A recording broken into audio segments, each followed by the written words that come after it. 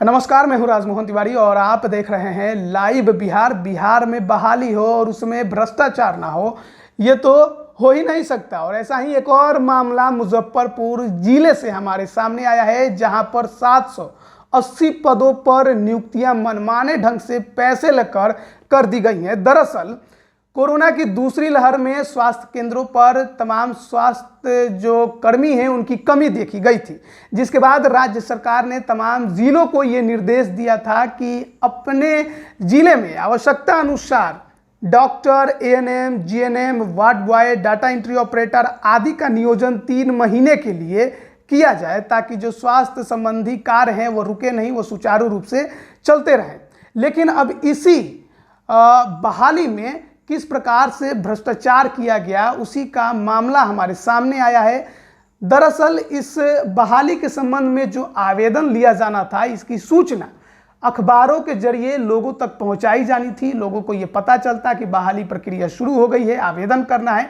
लेकिन पहला तो विज्ञापन ही अखबारों में या मीडिया में कहीं नहीं दिया गया, केवल सीएस कार्यालय पर नोटिस इस संबंध में चिपका दिया गया कि आप आवेदन कर सकते हैं और इस आवेदन के जरिए आपका जो इंटरव्यू है वो लिया जाएगा और आपकी नियुक्ति होगी।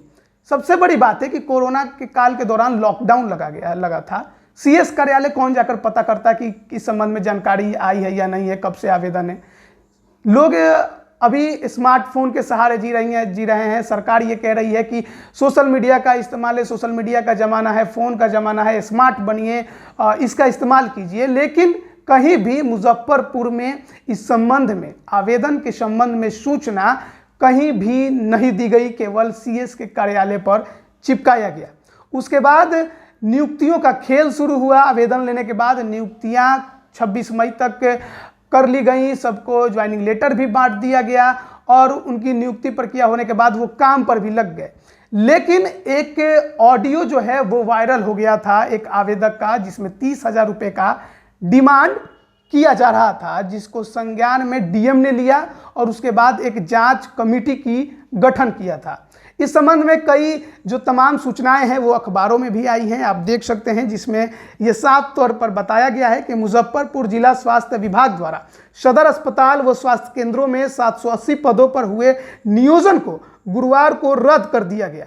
चिकित्सक व पारा मेडिकल स्टाफ के पदों पर हाल में हुई इन सभी बहालियों को सीएस डॉक्टर एसके चौधरी ने नियोजन की तिथि से ही रद्द कर दिया। लेकिन नियोजन की तिथि से तो उन्होंने रद्द गुरुवार को कर दिया, लेकिन उसके 20 घंटे बाद ही शुक्रवार को जो नियुक्तियां उन्होंने रद्द की उसे फिर से बहाल कर दिया। और इस संबंध में उनका ये बयान आया है, क्योंकि इन नियुक्तियों के रद्द करने के बाद जो वैक्सीनेशन का काम था वो रुक गया था। अस्पतालों में जो पैरामेडिकल स्टाफ से उनकी कमी देखी गई थी, इस वजह से फिर से उन्हें बहाल कर दिया गया है। लेकिन मामला कुछ और है, क्योंकि जिनकी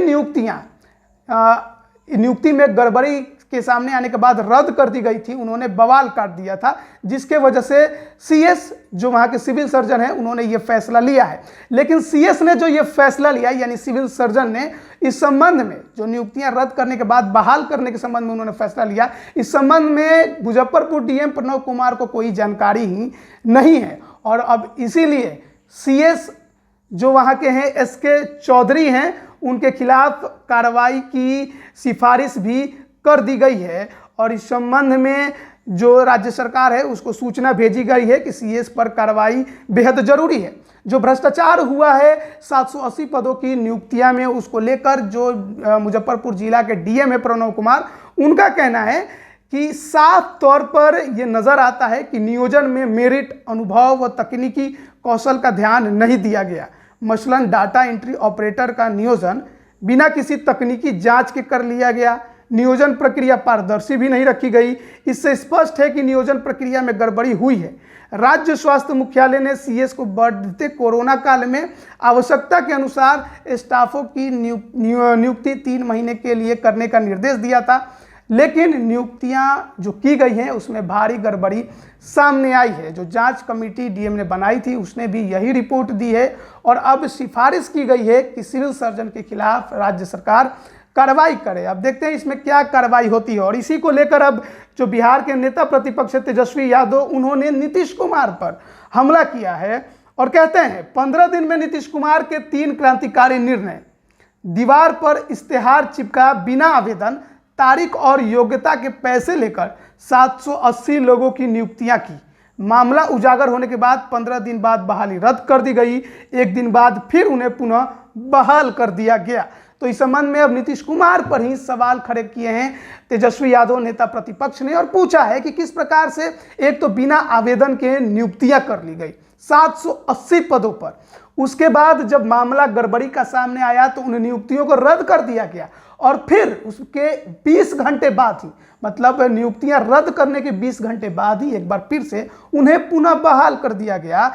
इस दौरान किस प्रकार का खेला किया गया, ये नीतीश कुमार से यानी बिहार सरकार से नेता प्रतिपक्ष तेजस्वी यादव के सवाल हैं और सवाल अब धीरे धीरे हर जिलों में भी उठेंगे, क्योंकि ये मुजफ्फरपुर जिले का मामला अभी सामने आया है। हर जिले में स्वास्थ्य कर्मियों के संबंध में नियुक्तियां 3 महीने के लिए की गई हैं और क्या इनमें भी अनियमितता, भ्रष्टाचार हुआ है, गड़बड़ियाँ हुई है, ये जानकारी भी अब धीरे धीरे हमारे सामने आने लगेगी।